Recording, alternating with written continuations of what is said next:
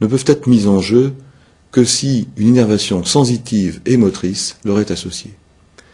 C'est le rôle du plexus brachial qui, à partir d'une distribution métamérique crânio-caudale dans la moelle épinière, va aboutir à une distribution fonctionnelle de nerfs terminaux pour l'ensemble du membre supérieur. Le membre supérieur, pour faire fonctionner ces ensembles musculaires, articulaires et squelettiques, a besoin d'une innervation. Innervation qui va donner des ordres, mais aussi recevoir des informations sensitives en particulier.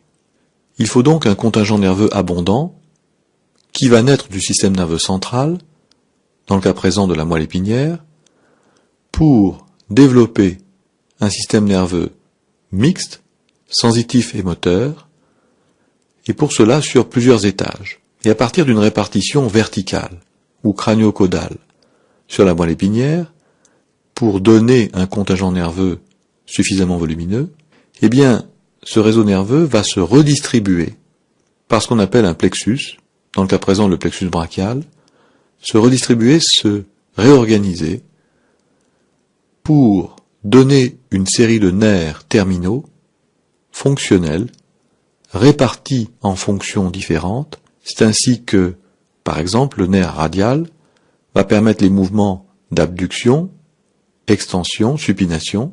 Ce sont des mouvements d'équilibre, des mouvements de défense, par opposition aux autres nerfs, comme le nerf médian, le nerf ulnaire, qui sont essentiellement dirigés vers les mouvements de flexion, pronation, adduction, qui est la position de travail, soit pour l'écriture, soit pour la manipulation ou la construction d'objets. Nous allons bâtir le plexus brachial en commençant par son origine au niveau de la moelle épinière. Ce schéma représente une vue supérieure de la colonne vertébrale cervicale, avec les structures osseuses que vous connaissez bien, le corps vertébral cervical, processus transversaire, une lame, un processus épineux, et sur le schéma inférieur, le corps vertébral, prolongé par le processus transversaire qui forme ici une gouttière. À partir des reliefs des vertèbres cervicales, s'insèrent des muscles, en particulier le muscle scalène antérieur, sur le tubercule ventral du processus transversaire, et le muscle scalène postérieur est associé au muscle scalène moyen à partir du tubercule postérieur du processus transversaire. La moelle épinière, qui fait partie du système nerveux central, est dans le canal vertébral, protégée par le squelette.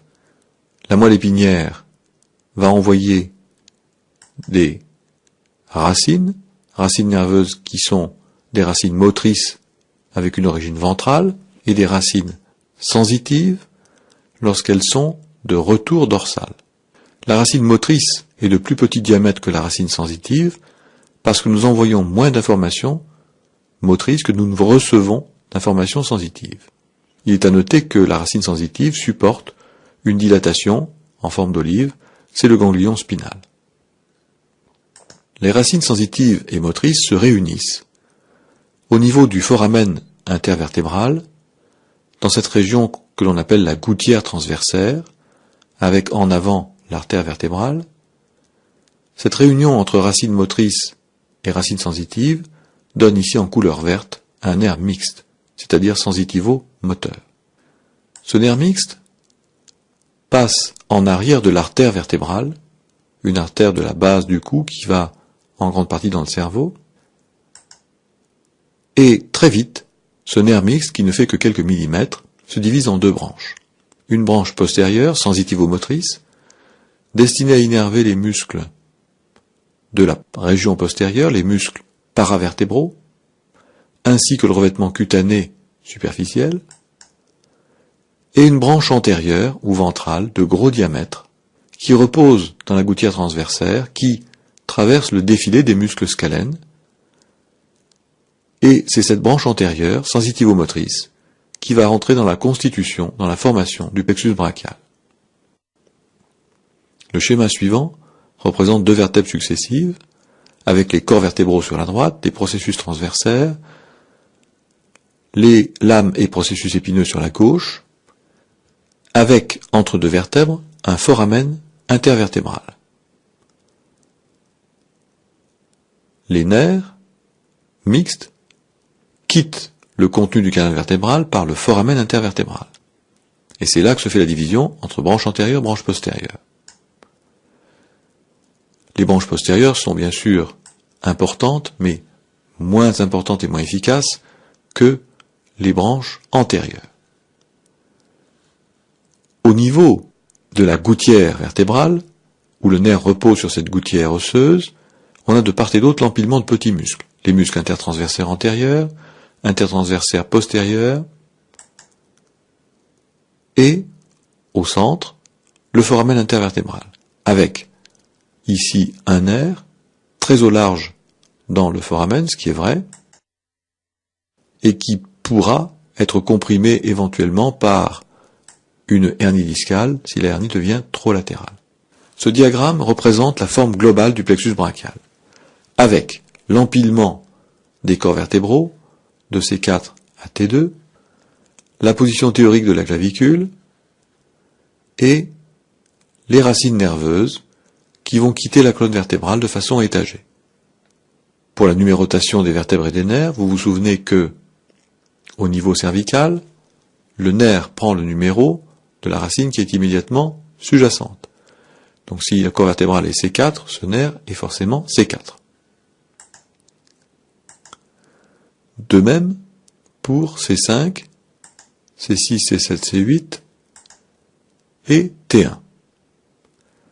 Alors, il y a 7 vertèbres cervicales avec les numérotations pour le nerf qui correspond à la vertèbre immédiatement en dessous, ou l'inverse, la vertèbre avec le nerf qui est immédiatement au-dessus.